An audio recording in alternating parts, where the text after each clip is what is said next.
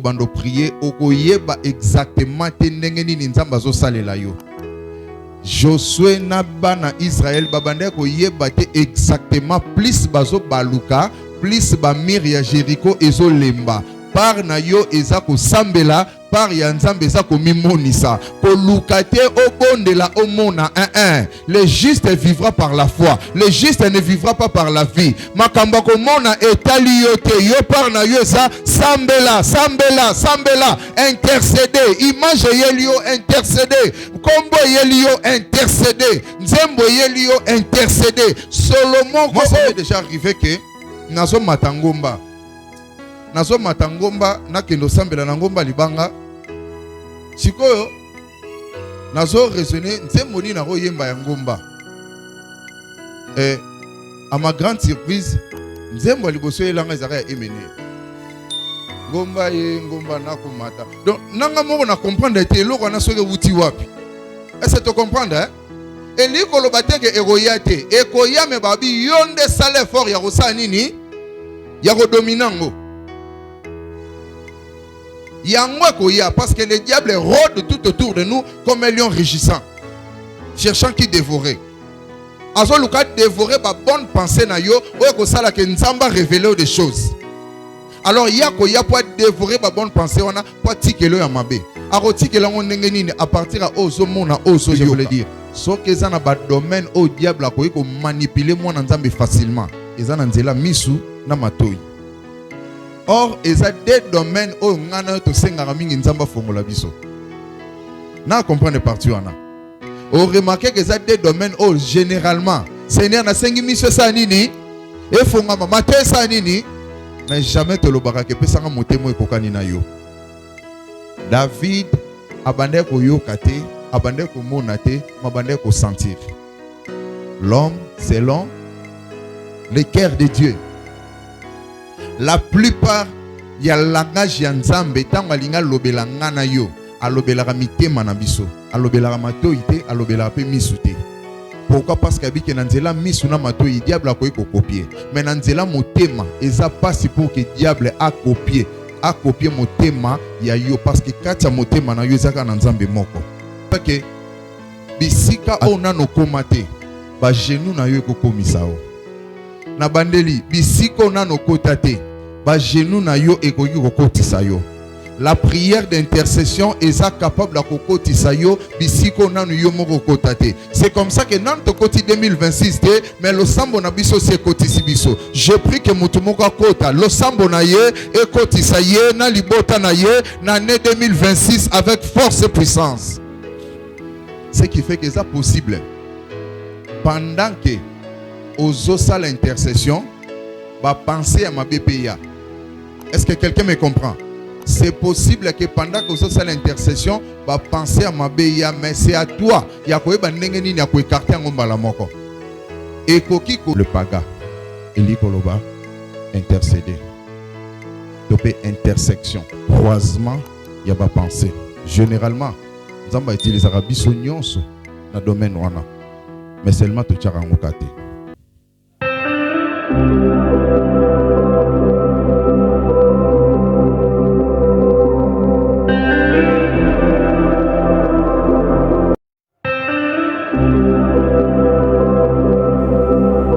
Amen. Gloire à Dieu. Na quelque temps au Itikali, j'aimerais que tu parles sur ce sujet moko. Oh, na prévenu qui biso déjà je crois depuis le dimanche. Na bengango temo na bengango paga. Ou paga.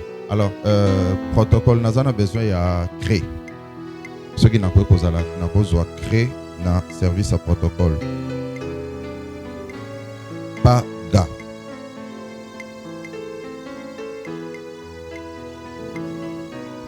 P-A-G-A.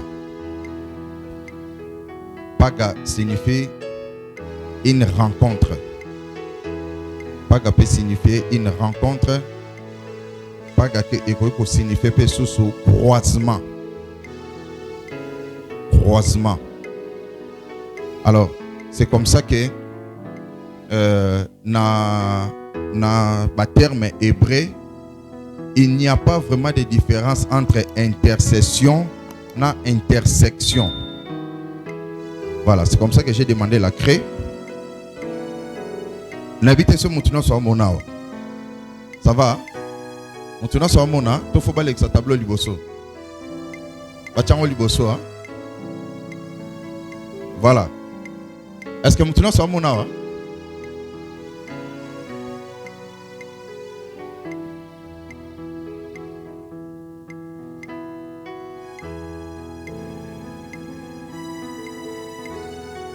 Comme ça va?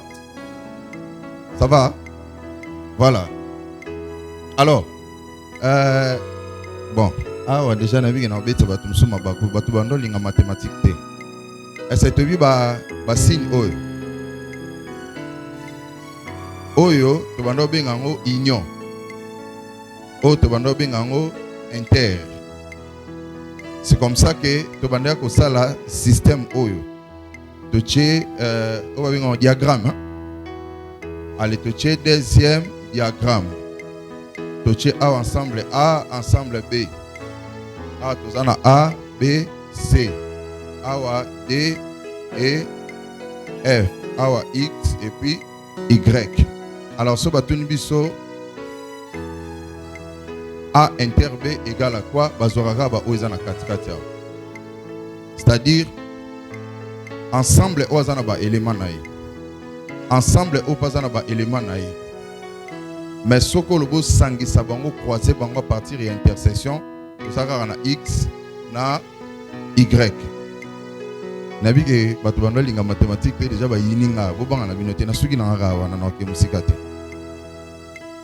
Alors intersection yango signe intersection. Alors, intersection et ça croisement, il y a des diagrammes. Oh, il y a un ngambone, oh, pas un ngambone. Mais awa, basalo dirait, bakutani. Si ko croisement na bango, oh, il y a un ngonde to bengi intersection. Alors, naba hébreu, topé naba juif, intercession bazorango pe bongo. Biso to lo bara intercession, c'est prier. Pour prier pour nabatu mususu. Oui, c'est bon. Mais bango basuka kaka wanati. Bango bakendaka plus loin. Na sens ni. Bango bakendaka tina niveau o ezake ya kolobela intercession, on dirait intersection. C'est-à-dire croisement ya ba pensée. Voilà. C'est pas moi bon. Qu'est-ce que j'ai fait? Na rozwanani. Ah, frère Eli, venez. Je donne un exemple. Tenez qu'on a la coin.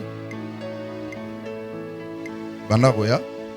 Ya zoya ngape na zoya. Croisement na biso yango. Est-ce que tu zolanda? Croisement ici quand tu sali croisement yango. Donc c'est même possible que na croisement on a ya nyatinga na lokolo. Balamo na bando réagir. Ah yo po nyatinga be po ani ye pas réagir. Ah bonga na monaki. Ah bongo solo bananga bongo. Ah tina hôtel be na bi oh. Mais yo ndi na monako na l'église kuna. Ah oui, et ça oh. Au Sambela kuna, yo au département ni. To banana lisoloni. Ya roniata. To comme na sigeni. Ya ba département. Est-ce que vous comprenez le croisement on a? Intersection. Ils ont changé yango moko ba sujet.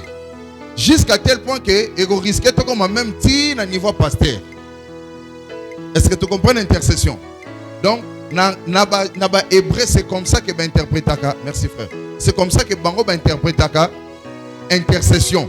On dirait croisement et pensée. C'est-à-dire pendant que nazo prier pour na batu mususu. To na yé na présence en Nzambe. Mais tant on a na présence en Nzambe, batu nyonso o ba yé langa na mutu.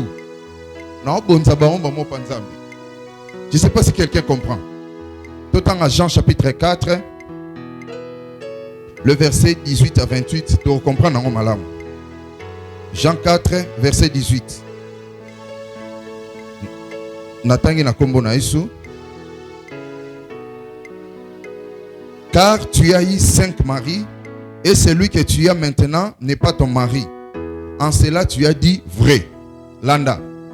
Ah, yes, ça sort de la femme samaritaine nini. Osana mibali 5 au bimana bango déjà basé yote. Même opposant nanda wasape ya. Et ça dialogue entre combien de personnes? 2 personnes. Moyo ki ndenge 3 bato mususu bakoti. Bakomba bato mususu. Déjà bakomba combien de personnes ekoti wana? 5 maris na 6e oazana ndako. La prière est un dialogue. Bango pe ba osala dialogue entre femme samaritaine na Yesu oazana Nzambe. Autrement dit, femme samaritaine a prié. Mais la prière na bango, déjà si j'ai 5 personnes et côté plus ou atikalaki na ndako, 6e personne. Et ceux qui en a été, to continuer. Verset 20. Nos pères ont adoré sur cette montagne. Waouh. Bazaki na sujet ya bamibali. D'ailleurs quand to so landeli bango bien sujet mibali pesa ki sujet libosote. Sujet na bango liboso zaki ani. Ya mai. Sujet mai et même sujet mibali. Intersection ya ngo mo zo bota ba sujet. Je prie que tant aussi ça, tant bando prier, molimo na Nzambe abota paga, abota l'intersection, hein, croisement ya ba sujet. Et kulara yango moko. Yo te muto forçango, tant que ça moi na Nzambe, tant qu'on purifie ba pensée na yo, ça va couler comme ça de soi-même. Amen, amen. Ba uti na lisolo ya makambu ya mai. Balongwe kuna baleka na masolo ya mibali, balongwe kuna baleki na masolo ya adoration. Kaka même discours, topé kaka même dialogue. Ba changer place te, ba changer pe espace te, topé makamsute. Mais kaka pendant que ba solo la wana. Mbala moko na 18, li solo monsieur betami mibali na 20, li solo monsieur sosoye. Pourquoi? Eza croisement ya ba pensée, paga, le paga. Je continue. Verset 25. La femme lui dit, je sais que tu es le Messie. Je sais que le Messie doit venir. Waouh. C'est lui qu'on appelle Christ. Quand il sera venu, il nous annoncera toutes choses. On dirait que c'est hors sujet belé. Neni bouta na masola mai. Boleki na masola mibali.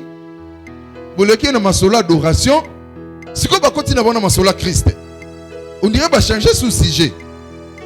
Finalement, dialogue il y a Yesu na femme samaritaine. Et ça hors sujet ton n'engenité ça hors sujet. Et ça vraiment procédure normale il y a intercession. L'intercession fonctionne comme ça. Bon, bien sûr, intercession il y a bateau ça rempli du Saint-Esprit et fonctionnera beau. Verset 27. Là-dessus arrivèrent ses disciples qui furent étonnés de ce qu'il parlait avec une femme. Dossier mususu se fongwami. Ba disciples o ba ota ko luka biloko rolia ba yebi ke ba tikala na ko mona Jésus te na relation amoureuse. Ba ko kuta Yesu na mwasi. Ba ko mo soupçonner yese ke c'est ka lingi mwasi. Baga. Croisement ba penser. Ce qui fait que c'est possible. Pendant que aux os à l'intercession, va penser à ma BPIA. Est-ce que quelqu'un me comprend? C'est possible que pendant que aux os à l'intercession, va penser à ma BPIA, mais c'est à toi. Il y a quoi il y a quoi écarter en bas la moko. Et koki koya, mais ça la manière il y a quoi effacer en haut pour continuer. Oyo yo aux os sala. Et cause à l'oso prier boyer ainsi de suite. Bah ida ma bé. Et comme il là, 27 et puis le verset 28. Alors la femme, ayant laissé sa cruche, s'en alla dans la ville et dit aux gens, venez voir un homme qui m'a dit tout ce que j'ai fait. Verset 28, 9 et 9, l'isole changeait le sous. Moi si, à comme évangéliste, à boaki et l'eau a que la maille à que panza sangoya évangile. Alors que l'eau koya yela qui venait à qui poito kamaï. Mais l'eau ko libosa sundo les amaï. La plupart des cas, makambo o to sale la rabe fort physiquement. Ba vraie réponse nango ezara spirituellement. Pourquoi? Parce que en réalité dans l'homme c'est l'esprit. Nyonso to ko luka ko sala ce non to gérant aussi le plan spiritualité. Ce non to gérant aussi dans la prière. Yeba que o nyonso tikali to za na difficulté ko vivre ba résultat positif. C'est comme ça que bisika on a no komate ba genou na yo ko komisao. Na bandeli bisiko na no kotate ba genou na yo ekoki kokotisa yo. La prière d'intercession est capable de kokotisa yo bisiko nanu yo moko kotate. C'est comme ça que nan to koti 2026 te, mais le sambo na biso c'est kotisi biso. Je prie que mutu moko kota lo sambo na ye e kotisa ye na libota na ye na année 2026 avec force et puissance. Le paga, ou tout simplement paga. Alors, qu'est-ce que je voulais dire par là? Paga, c'est l'intersection entre deux pensées, croisement. Bah, na français, c'est-à-dire na tout ani, au RT, na tout ani ne loko moko et loko na linga na sala na tiki na komo sala mba moko loko mususu. Et ça, une prière sans modération de sujet. Donc, esa prière moko eyebanite e bandaki wapi et rosuka wapi. Mais c'est que si je suis dans la prière. Alléluia. Naza na besoin te mutaba ndo sanga siko tokobele la mawana nzambe, siko tokobela le sang te. Nga moko na okende selon que l'esprit me guide. Lelo oko comprendre que molimo na nzambe chaque fois tango priaka agidaka yo, mais yondo négligera ngo. Lelo, na moi quelques minutes tikalinga, je vais te le montrer. Sotangi Matthieu, chapitre 11, le verset 5 à 10. Babete l'absolu solo à 3 amis. Moko a outaki voyage, aye ba retard ba 23h00 pa muninga na po alala. Menenga ya kolala bon abina za nzala. Ye pa lo bibi soto liaki nyos totika ke loko te mena na camarade nanga moko ngapi fona ke no luka ye ba te karamapa. Kuna sona kei malgré sa retard mais a reçu l'effort à fongolelanga akenda a beta porte et bise zonga date la lia ka lobi abi rien tant que toi ba camarade na robeta jusqu'à ce que au fongola Bible lobi à cause ya dérangement muninga na fongola zubilo kwazaki nango posa pesie na nenga zongi. C'est ça l'intercession. L'intercession on a solo bela awa eza le fait ya ko prier pour na yo morote mais qu'on prie pour na batu mususu. On a dit ce qu'on vient pas na katikati intercession et zanga raté ba sujet o nzambe to molimo na nzambe a ko souffler pour que o prier pour na yo moko. Mais dans la plupart des cas eza ba sujet pour na batu mususu. Alors, quelles sont les conditions pour être un bon intercesseur? Topé ko kuta na ko zwa grâce wana ya ko vivre ba croisement spirituel dans la présence de Dieu. Il y a liboso la pureté des pensées. Ça là qui est fort. Soro lingi nzamba utiliser makasi parce que la plupart nzamba utilise rabiso alobe la rabiso na ba pensée. Parce que Bible le dit Dieu parle tantôt d'une manière tantôt d'une autre. Ba pensée ya mutu ezalaka libanda te ezalaka na kati. Est-ce que tu comprends? Miso mutu ezalaka libanda to na kati. Libanda. Matoi ya mutu ezalaka libanda to na kati. Libanda. Mais motema mutu nesika ba penser utaka ezalaka wapi. C'est comme ça que diable a na facilité ya ko falsifier topé ko copier ba vision. Azana facilité ya ko copier voix ya nzambe pa lobela yo. C'est comme ça que même Yesu tanga uta jeune à 40 jours et 40 nuits tanga kiti mbala mora yoka mungongo. Oyo eyebana kite soki eza ya nzambe to eza ya nzambe te. C'est avec le temps de Bible talisi biso que le diable est qui ko sa nini ko tenter ye. Mais ayoka ki kaka nini mungongo. Et puis tant ba matisa ke likolo ya ngomba. Ba lakisa ke ba loba esuka ka suna mungongo te. Et comment ki na misu. Autrement dit, qu'est-ce que je voulais dire? So que ça na ba domaine au diable a ko manipuler moi nzambe facilement. Eza na nzela misu na matoi. Or, il y a des domaines où on a to sengara mingi nzamba fongola biso. Na comprendre partie wana. On remarque que il y a des domaines où généralement Seigneur na sengi miso sa nini e fongama maté sa nini mais jamais te lo baraka pe sanga motemo ekokani na yo. David abandé ko yokate, abandé ko monate, abandé ko sentir. L'homme selon le cœur de Dieu.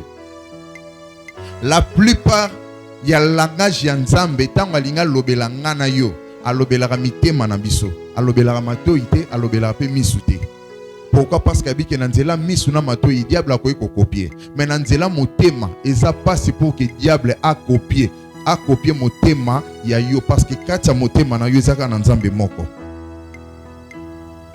À tous ceux qui l'ont réussi, à ceux qui croient à son nom, il leur a donné le pouvoir de devenir enfants de Dieu. Lokolo yamba yesu lokola mokonzi pe mobikisi. Nzamba zaka ka moko na motema na kombone yesu. Alors, le fait que Nzamba zaka ka moko na motema na yo, alors c'est comme ça que Nzamba zana facilité ko lobela motema na yo, nanzela ba penser et puis nanzela ba impression ça ba sensation. Mais généralement lobela rabiso nanzela ba penser. C'est comme ça que Bible le dit, Dieu parle tantôt d'une manière, tantôt d'une autre, mais généralement biso to tirera attention. Et pourquoi? Parce que biso to sele la Nzambe mingi na ko mona na ko yoka. Domaine oyo to pe ba domaine au diable akoki ko manipuler facilement. Alors, pour que Nzamba banda ko lobela ko régulièrement, nanzela ya ba penser, ton motema na yo, et loko liboso tu dois faire un effort ya ko purifier ka toujours ba penser na yo. Philippiens 4 le verset 8, penser.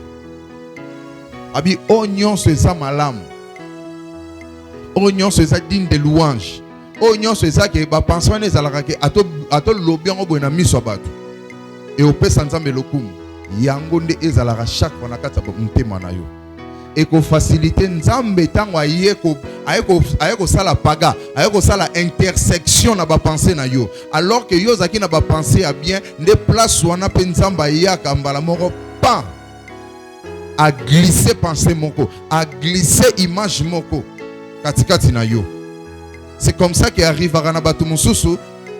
Yo avant mon afona no kanga miso toki même sous bo solo ne bazo biso pendant que tozo solo là nzamba zo bisanga na yebisa oboy la majorité ça la mato ité ça la pe misute mais ça na kata motema. Pourquoi? Parce que asa mutu moko a disposa motema na ye a sale fort que oignon se sope sanzambe lokumute et à l'écarter na ba pensée na ye. C'est pourquoi mawana yo oti lelo yo karaba musique mokili ezo suye matoi na yo ezo suye motema na yo ezo suye ba pensée na yo malheur na yo ti lelo tala ba vidéo ya mabe ezo suye ba pensée na yo nzamba ko ya jamais ko déposer eloko malamo et si quoi sokuta déjà salité. Pourquoi? Parce que donc élément liboso tu dois faire un effort. Il y a que sanctifier à chaque fois que penser na yo. Ce qui apôtre Paul a lobé liango. A lobby au reste frère que tout ce qui est honorable, tout ce qui est bon, tout ce qui est juste soit l'objet de vos pensées. C'est parce que na yé moro pas comprendre que moro ba penser na bise sala nini était ngamaka. Moi ça m'est déjà arrivé que nazo matangomba na kendo sambela na ngomba libanga. Sikoyo nazo raisonner nzemoni na ko yemba ya ngomba. À ma grande surprise, nzembo liboso elanga ezaka ya emene. Ngomba na komata. Donc nanga moko na comprendre te eloko na soke wuti wapi. Est-ce que tu comprends hein? Et liko lo bateke egoya te. Ekoya me babi yonde sale fort ya kosa nini? Ya ko dominango. Parce que le diable rôde tout autour de nous comme un lion rugissant, cherchant qui dévorer. Azo luka dévorer ba bonne pensée na yo, ko sala ke Nzamba révéler des choses. Alors ya pour dévorer ba bonne pensée wana, pour tikelo ya mabe. Arotikela ngo ndenge nini à partir à ozo mona ozo yoka. C'est pourquoi c'est très important ya ko se garder pur. Pour garder ma pensée na yo pure na présence ya Nzambe.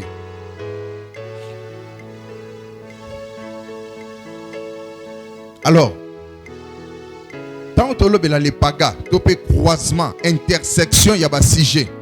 Alors, et ça la marandengeni. Écoutez, et ça la marabou, c'est tellement simple. Et comme elle a remué, barrete que ça Nzambe. Si réellement, au début que ma pensée na yo pure, vous allez remarquer un signe tant aux obonde là. On remarque que tant l'équipe préliminaire et ça au commissaire Nzambe au yembi. C'est comme ça que sur un téléphone, ça la rappelle fort ya ozala na adoration. Oh ko sale la ko zo yemba mais au yembeli Nzambe même pendant 10 minutes. Na ko yemba kaka déjà consommer 10-15 minutes. ngana romo sala effort ndenge ba chanter ba oto yemba na moment d'adoration tant que ndeloko na sala ba montage vidéo église na kati msusu na su na bombi yango na sala la ba adoration chaque tongo to chaque butu soki na prier kaka ya batu na biso awa dans le monde na ensemble na frère hérité na monde ensemble na sœur Ketia. Alléluia. Alors croisement wana intersection wana et ça la marandeni. Attention, tant que le la paga, to le la détermine en balamoko. Intercession na intersection. Intercession est ça ko bonde là. Tandis que intersection est ça croisement entre deux pensées différentes. C'est-à-dire pendant que je suis dans l'intercession, moi je suis en train de prier. Pendant que nous prions, Seigneur n'a kabé l'église nanga. Seigneur n'a tiki l'église nanga aux alamo bateli, aux alamo sungi. Et arrive à pendant que vous priez, vous sentez que ma cantine zo sanini. Et bima, nani se comme là. Et zalara ko bimate. Mais luko landela siko et loko nini ezo bimisa ba penser na yo. Est-ce que ça biloko c'est distraction? Tout ça biloko c'est construction. Est-ce que ça biloko c'est détruire yo? Tout ça biloko c'est construire yo. Ce qu'on remarque que ça biloko oyo et se détruire yo, c'est que c'est logo ya roté le melambala moko. Est-ce que tu comprends? Je donne un exemple. Oso prier pendant que oso prier malamoko comment raisonner match à Arsenal. Vous comprenez le logo ngwa? C'est une façon pour la Saint-Esprit oyebisoke addiction osa na ona biloko ngai. Non, c'est pas la moté. Addiction est ça pour ça. Désir moko excessif. Yakolinga eloko moko boye avec exagération. C'est une façon pour la Saint-Esprit de eloko. Alors directement, kotika makambo ya match wana tendenga a inspirer maramba match wana. Mais banda ko prier pour nango par rapport ya sujet oboza nango yonaye. Je donne un exemple. Oso prier mbamo bando raisonner maramba match. Qu'est-ce que tu dois dire à Dieu? Seigneur, pesanga makasi ya kolinga koluka koleka. Sport. Est-ce que quelqu'un a compris? Est-ce que vous avez un sport pour les Ganzambe? Et vous voyez bien noté. Il y a même d'autres chrétiens. Tous ceux qui n'ont pas sermon à King. Hier soir, il y a été à mon opinion. Amen, amen. Après ça, amen à bien 19h30 match à réel. Et ça, on a marmobila au salle. Après ça, amen à bien. Attention, il y a un pressé match. Donc, il faut attention. Au moins, on a un été à un match. Donc, il était pasteur. Alléluia. Et ça, là, souvent croisement, il y a des pensées. Mais ce qu'on remarque, que ça pensée a bien attaqué en Moko. Pour attaquer en côté de façon, il y a une explication. Je donne un exemple. On a prié pour l'église Mbalamoko. Na sentir on dirait pas penser dans comment raisonner par Simon. Malamon na vraiment prier pour le Seigneur na éviter comment ni nezali bosso papa Simon. Na éviter élévation ni nezali bosso na ye. Na éviter makamoni na bien yo préparé pour na ye, mais na recommander vie na ye entre tes sentiments. Ba combat na ye yo ye biango, bitumba na ye yo ye biango, ba limite na ye yo ye biango, ba faiblesse na ye yo ye biango. Tant on a bondé la na bondé la pour na on a société na libota na ye. Au moni nenge na élargir sujet nanga. Pendant que nous avons prié pour naye bongo, na komisi liselate ide mususu goye langa lisusu le paga. Intersection mususu se go sala maona croisement de pensée. Oyo go memanga soit na membre de famille nanga, soit na musala na salaka, soit donc ezanga kate eloko wana. Tout à l'heure nous allons faire une pratique. Misusu eyaka croisement ya ba chanson. Ozobonde la pendant ozobonde lo sentimba moko likanisi ya nzembo moko eye po Yesu pona lola efungama etikala ya kofungama. Seigneur, je prie que lo etikala ya kofungama sans réfléchir que pourquoi nous sommes inspirés ngango.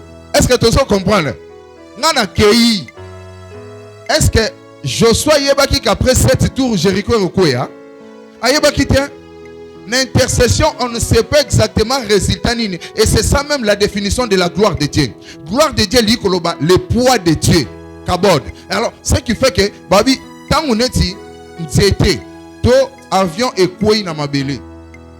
Tout déjà scientifique to ba physicien baza na capacité à calculer dégâts nini avion ko créer ce que kiti.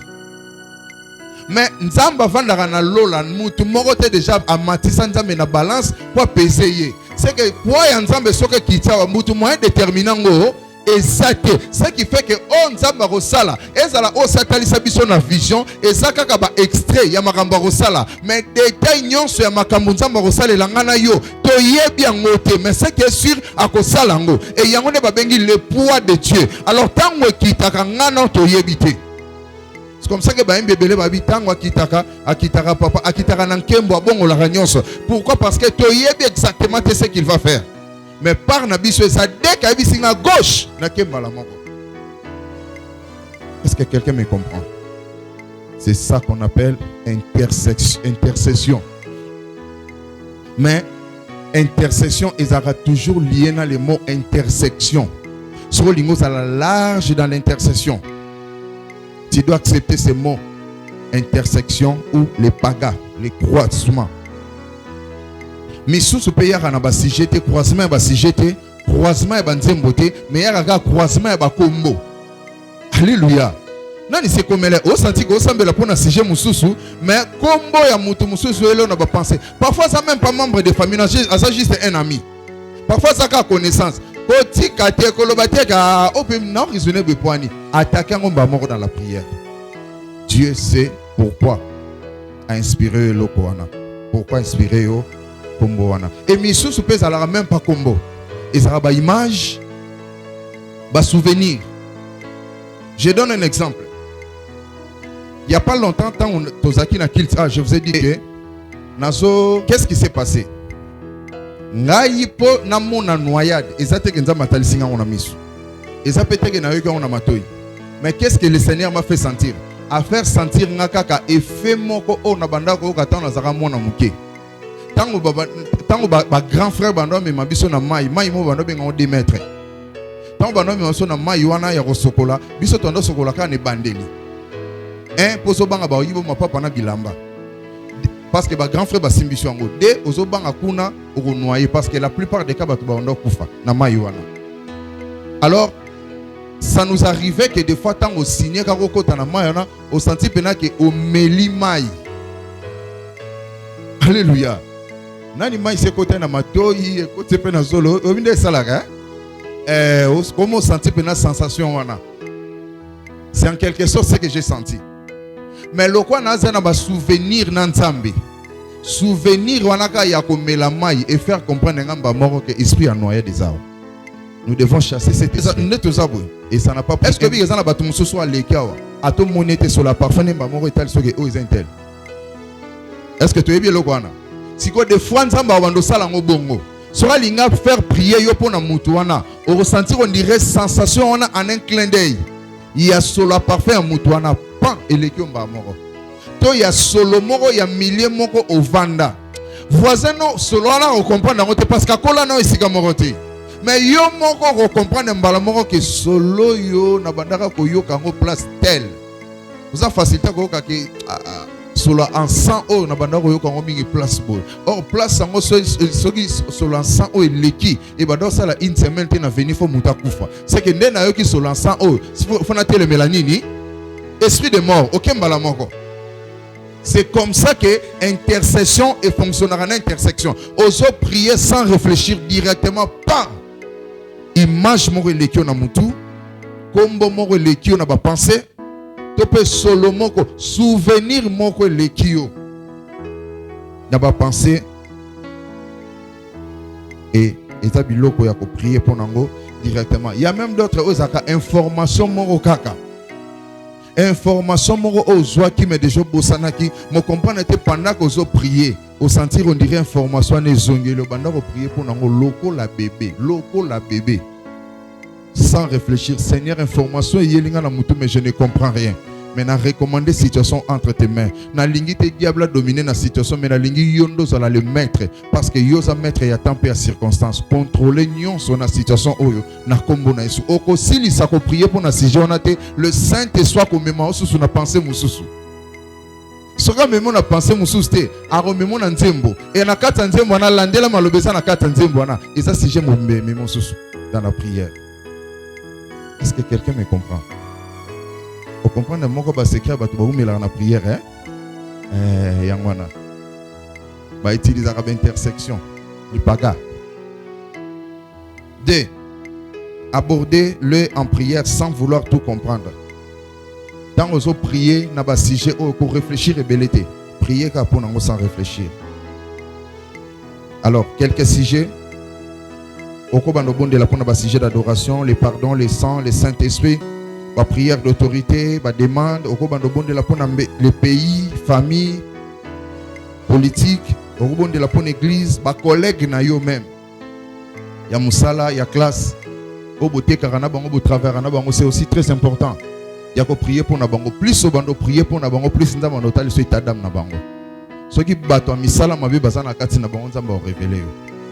Plus autant ba kombo na bango na prière, plus nzamba comprendre que vous êtes sensible par rapport à ba vie na bango la rotiko bongote quartier avenue nyon soane sa biloko ko dédié na maboko nzambe. Prier en rapport avec le peu de connaissances que tu as sur le sujet.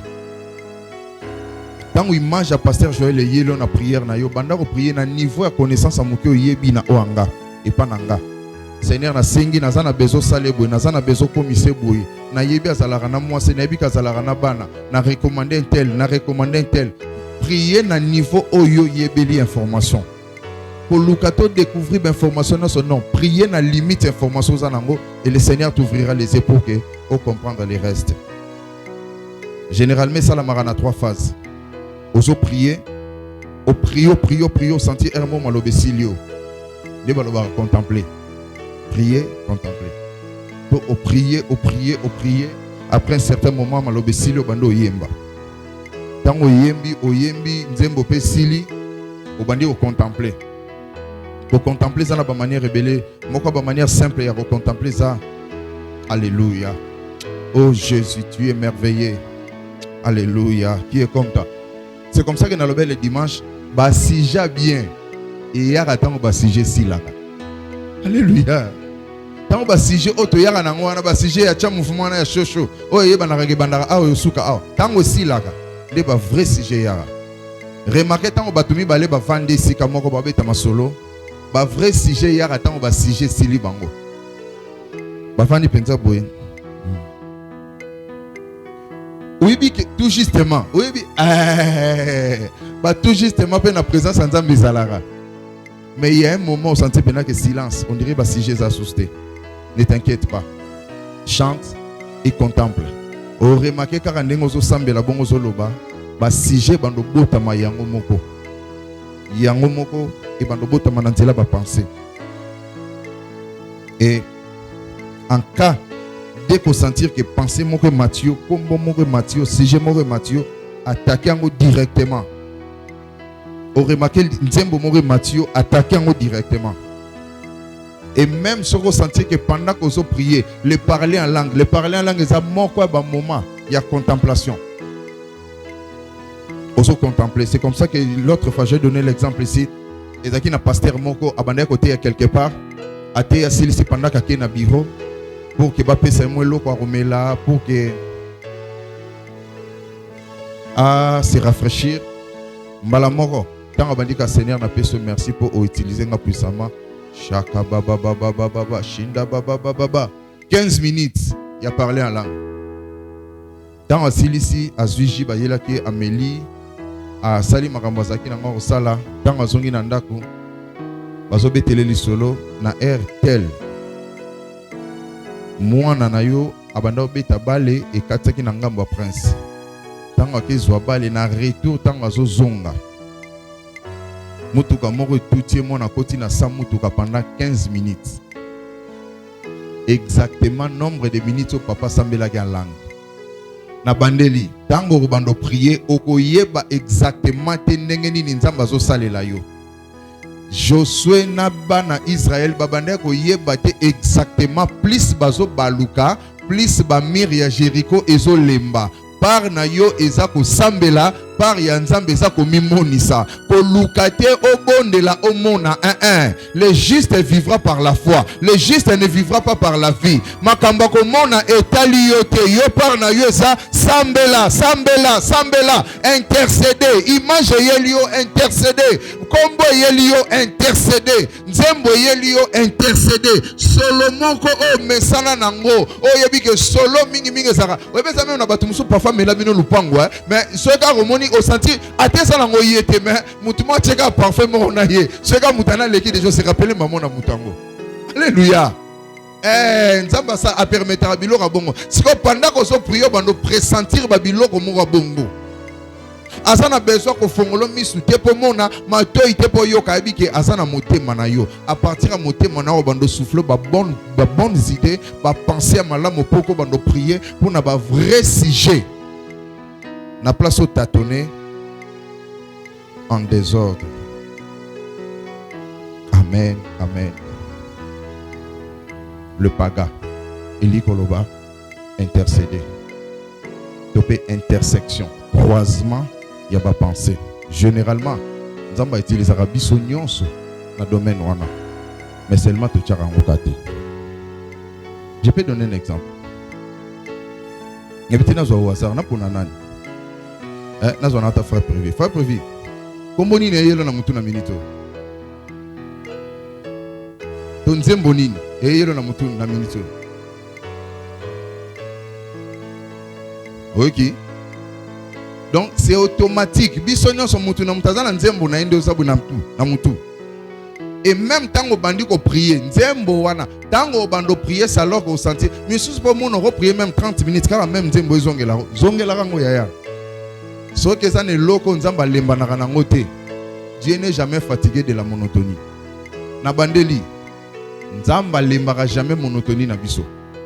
Bref, année le loto eto sambeli, lobi to eto sambeli, lobi kona to eto sambeli, ba même si j'ai matikala jamais ko lembango.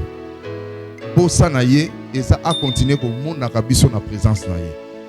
C'est ça l'intercession. Est-ce qu'on peut prier?